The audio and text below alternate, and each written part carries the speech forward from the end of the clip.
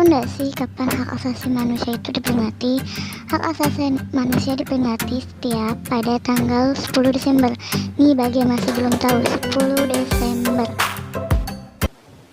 Sebelum mengetahui pengertian hak asasi manusia, kita terlebih dahulu harus mengerti sejarah hak asasi manusia. Sejarah hak asasi manusia dimulai dari gagasan hak asasi manusia. Gagasan hak asasi muncul sebagai reaksi atas kesewenang-wenangan penguasa yang memerintah secara otoriter. Perjuangan hak asasi manusia terdapat dalam suatu gerakan, dokumen, dan teori yang dikemukakan oleh pemikir. Dan pengertian hak asasi manusia di sini adalah hak asasi manusia adalah hak-hak dasar yang melekat pada diri manusia. Tanpa hak-hak itu, manusia tidak dapat hidup layak sebagai manusia. Hak asasi manusia terdiri atas hak hidup, hak memiliki sesuatu, dan hak kemerdekaan. Macam-macam hak asasi manusia adalah sebagai berikut. Yang pertama, hak asasi pribadi.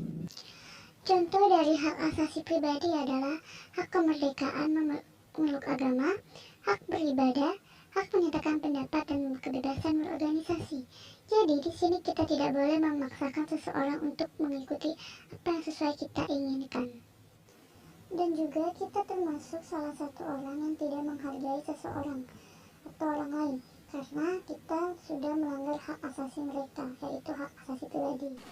Dan yang kedua adalah hak persamaan ekonomi, yang dimana memiliki sesuatu, membeli dan menjual sesuatu, yang dimana kita mendapatkan hak asasi ekonomi itu harus sama rata, tidak boleh ada perbedaan. Dan yang ketiga adalah hak persamaan hukum, contohnya hak mendapatkan pengayoman dan perlakuan yang sama dalam keadaan hukum dan pemerintahan politik, yang dimana tidak adanya saling membedakan dalam hukum. Dan yang keempat adalah hak asasi politik, yang dimana kita sama-sama memilih suatu pemerintahan yang ada di Indonesia, seperti kepala daerah, presiden, gubernur, dan lainnya. Apakah ada yang sudah tahu di gambar tersebut adalah siapa? Bagi yang belum tahu, di gambar tersebut adalah seorang aktivis Indonesia yang bernama Munir Said Talib. Siapakah Munir? Munir adalah seorang aktivis yang memperjuangkan HAM yang meninggal pada tahun 2004. Selama masa hidupnya, ia menjadi relawan di LBH, Lembaga Bantuan Hukum di Surabaya, dan juga menjadi Direktur Eksekutif Lembaga Pemantauan HAM Indonesia, Imprasial. Kenapa kita membahas Munir? Ada yang perlu diketahui kenapa kita harus membahas Munir. Kasus Munir sampai sekarang masih belum terselesaikan, dan kasus pembunuhan yang dilakukan sengaja. Kita pun tidak tahu apa motif dan kesalahan dari seorang aktivis tersebut. Dan juga aktivis ini merupakan seseorang yang jujur, dan dia juga merupakan seorang aktivis yang memperjuangkan hak-hak kemanusiaan. Apakah ada yang tahu sudah berapa lamakah kasus ini berlalu? Bagi yang belum tahu, kasus ini sudah 16 tahun lamanya. Dan bayangkan saja, selama 16 tahun lamanya kasus ini belum terselesaikan.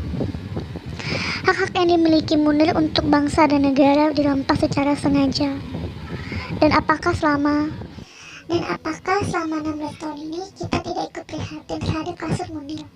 Yang dimana Munir seorang aktivis yang jujur yang ingin memperjuangkan bangsa dan negara. Dan apakah betul selama kita menjadi orang jahat itu, kita selalu dijahati sama orang?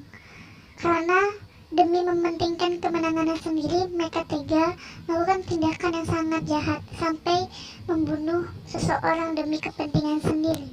Bisa dilihat, pada tanggal 7 September 2004, ancaman pembunuhan itu menjadi nyata. Dalam perjalanan untuk melanjutkan studi ke Belanda dengan menggunakan pesawat Garuda, Cak Munir tewas diracun. Dan di kemudian hari terungkap bahwa pembunuhan ini melibatkan operasi intelijen.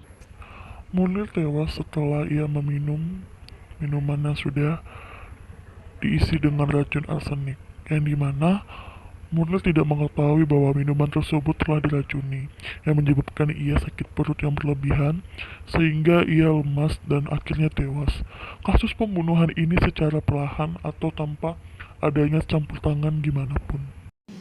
dengan membuat bahwa bukti atau sidik jari dari pembunuh tersebut tidak nampak, sehingga kasus Munir ini sampai sekarang masih belum terkuak dan apa penyebabnya ia dibunuh. Pada tanggal 7 September 2014, 11 tahun sudah Cha Munir gugur sebagai aktivis HAM yang handal. Tapi siapa yang menjadi mendalang dalam pembunuhannya masih gelap. Terakhir pengadilan membebaskan tersangka pelaku utamanya dan hanya mendakwa eksekutor lapangannya dengan hukuman ringan plus memberikan revisi. Bisa kita bayangkan di tahun 2020 kasus ini tidak ada lanjutannya. Bisa kita bayangkan gimana hak-hak kita, hak hidup kita dirampas oleh seseorang yang dilakukan dengan sengaja demi kepentingannya sendiri tanpa memikirkan orang lain. Apakah kasus Munir itu termasuk pelanggaran HAM? Ya, kasus pembunuhan terhadap aktivis Munir adalah kasus pelanggaran HAM berat karena perbuatan seseorang yang merampas hak hidup orang lain yang dilakukan dengan sengaja demi kepentingannya diri sendiri. Kesimpulan dari materi Munir adalah, kasus Munir adalah bahwa hak warga negara dalam mendapatkan kebenaran belum dipenuhi pemerintah. Dan sampai saat ini kasus pembunuhan Munir tersebut masih menjadi misteri. Terlebih dengan dibebaskannya tersangka yang dinyatakan tidak bersalah. Kasus ini masih belum sampai pada kesimpulan hukum karena fakta yang diketahui hanyalah bahwa Munir sengaja dibunuh. Namun siapa pelakunya, apa kepentingannya, apa motifnya masih belum diketahui. Dengan melihat kasus Munir ini, kita sebagai anak muda di zaman milenial ini hendaknya mengubah pola pikir kita untuk membantu mencerdaskan kehidupan bangsa, lakukan hal-hal positif yang membuat bangsa dan negara kita menjadi bangga. Dan juga menengok kasus Munir tersebut, kita sebagai warga negara hendaknya saling menghargai, menghormati, mendengarkan pendapat, dan mengikuti musyawarah yang dilaksanakan oleh pemerintah seperti RT, RW. Dan juga kita sebagai warga negara tidak boleh memaksakan kehendak seseorang untuk mengikuti apa yang kita inginkan dan apa yang kita hendaki agar mereka juga ikut sesuai dengan kemampuan kita.